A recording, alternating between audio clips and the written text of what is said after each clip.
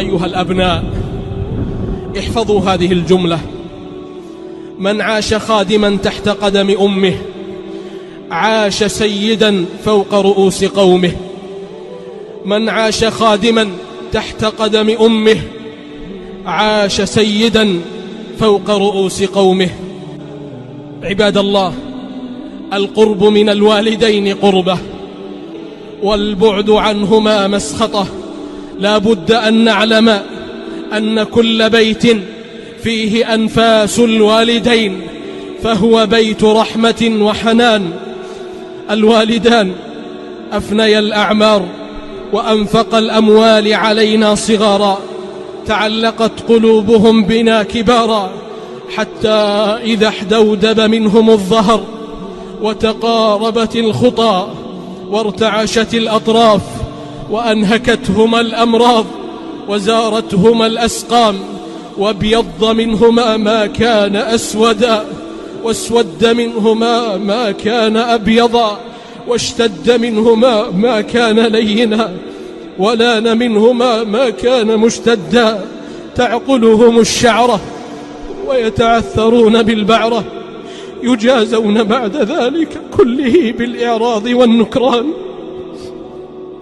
تأملوا يا رحمكم الله وصف هذه اللحظات في القرآن العظيم: إما يبلغن عندك الكبر أحدهما أو كلاهما فلا تقل لهما أف ولا تنهرهما وقل لهما قولا كريما واخفض لهما جناح الذل من الرحمة وقل رب ارحمهما كما ربياني صغيرا.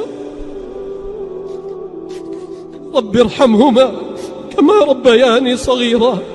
وبعد هذا العمر جاء إليك أيها الابن يتطلعان إلى إحسانك ويؤملان الصلة والمعروف منك، فوجداك فظا غليظ القلب لئيم الطبع شرس المعاملة سيء الخلق. إنا لله وإنا إليه راجعون.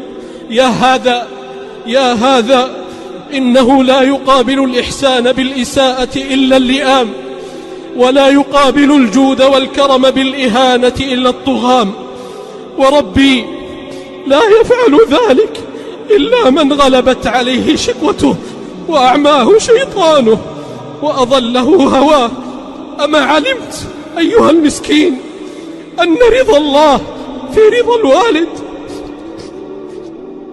أما علمت أيها المسكين أن رضا الله في رضا الوالد وسخط الله في سخط الوالد؟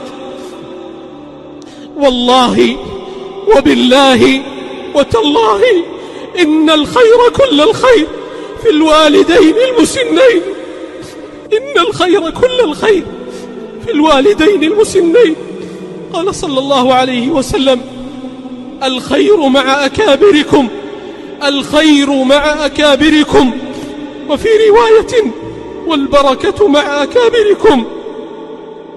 الوالدان رؤيتهما